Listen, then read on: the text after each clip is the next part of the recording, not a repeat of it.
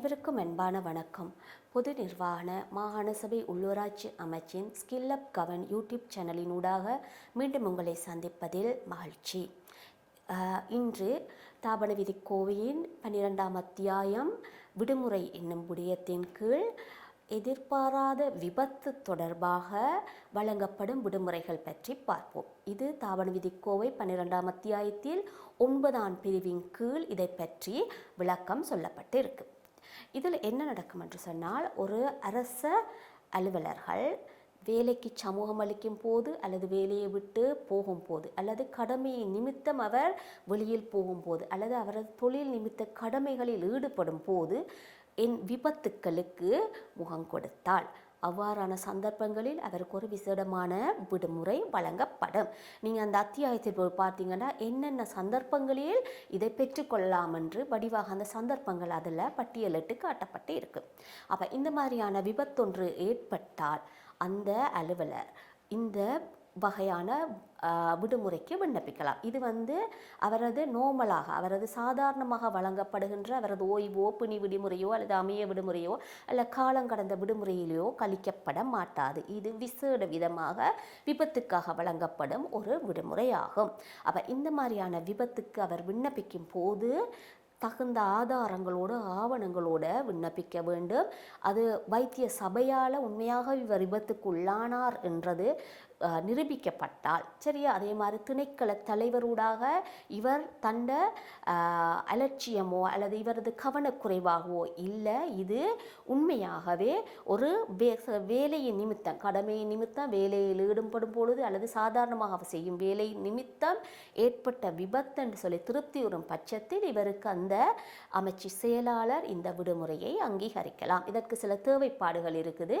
அந்த தேவைப்பாடுகள் அனைத்தும் பூர்த்தி செய்யப்படுதல் வேண்டும். அப்படி இருந்தால் அந்த விபத்து காலத்தில் இவருக்கு முழு சம்பளத்துடன் 1 வருடம் இந்த விசேட விபத்து எதிர்பாராத விபத்து தொடர்பான விடுமுறை வழங்கப்படும். சரியா, முழு சம்பளத்தோட ஆக கூடுதலாக 1 வருடம் அவருக்கு வழங்கலாம். உதாரணமாக சொல்லப்போனால் ஒரு பெரிய ஆக்சிடெண்ட்ல அவர் அப்படியே படுக்கையில் விழுந்துட்டாருன்னு சொன்னால் 1 வருஷத்துக்கு இந்த இதுபடி சரியா.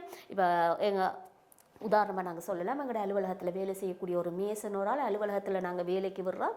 அவர் அந்த வேலை செஞ்சு கொண்டிருக்கும் போது கார்பெண்டர்ன்ற எங்களை மேலேறி வேலை செய்யும் போது ஏணியோ ஏதோ உடைஞ்சி அவர் கீழே விழுந்துட்டார். டோட்டலாக அவர் டேமேஜ் சரியா. இப்போ அவர் தொடர்ந்து படுக்கையில் இருக்கிறார். அப்போ அந்த மாதிரியான நேரங்களில் 1 வருடத்துக்கே அவருக்கு முழுச்சம்பளத்தோட இந்த விபத்து விடுமுறையை அவருக்கு வழங்கலாம் சரியா. அதாவது அவரது கடமையின் போது கடமையில் ஈடுபடும் போது அவரது கவனக்குறைவும் இல்லாத பட்சத்தில் இந்த விடுமுறையை வழங்கலாம். இவையெல்லாம் தனித்தனி சபைகள் போட்டு ஆராய்ந்து போலீஸ் ரிப்போர்ட் எடுத்து மருத்துவ அறிக்கை எடுத்து இந்த மாதிரியான விடயங்கள் எல்லாம் சேகரித்து அதற்கு பின்னர் தான் இந்த விடுமுறை வழங்கப்படும். அதற்கு பிறகும் அவர் ரிக்கவர் ஆகலண்டா தேறி வேலைக்கு சமூகம் அளிக்க முடியாத நிலையில் இருந்தால் மேலும் ஒரு 6 மாதம் அரை சம்பளத்துடனும் அவருக்கு இந்த விடுமுறையை வழங்கலாம் சரியா.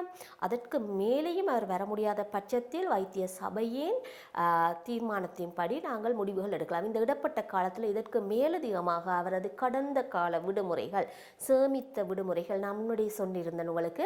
அவர் பழைய வருடங்களில் சேமித்து வைத்திருந்தாராக இருந்தால் அந்த விடுமுறைகளையும் சேர்த்து பயன்படுத்தலாம். கடந்த கால விடுமுறைகள் இருந்தால் பயன்படுத்தலாம். நடப்பாண்டு ஓய்வு விடுமுறை அல்லது கனிஷ்ட உத்தியோகத்தராக இருந்தால் பிணி விடுமுறை அவை இருந்தால் அவற்றையும் அவர் இந்த சுகவீரத்துக்காக பயன்படுத்தி கொள்ளலாம் சரி. ஆகவே இந்த எதிர்பாரா விபத்து தொடர்பாக வழங்கப்படுகின்ற இந்த முழு சம்பளத்துடனான 1 வருடம் இவருக்கு ஒரு விசேடமான ஒரு விடுமுறையாக இருக்கும். தாபன விதி கோவையில் அத்தியாயம் 12 9ஆம் பிரிவில் இதை பற்றிய விளக்கம் சொல்லப்பட்டு இருக்கு. இந்த விடுமுறையை எடுப்பதற்கு 2 முக்கிய அறிக்கைகள் இவர்கள் பெற்றுக்கொள்ளுதல் வேண்டும். ஒன்று, விபத்து நடந்தது தொடர்பான மருத்துவ அறிக்கையும் அவர் சுகவீனமிட்டிருக்கார் என்று. விபத்து என்றால் கட்டாயம் போலீஸ் ரிப்போர்ட் இருக்கணும்.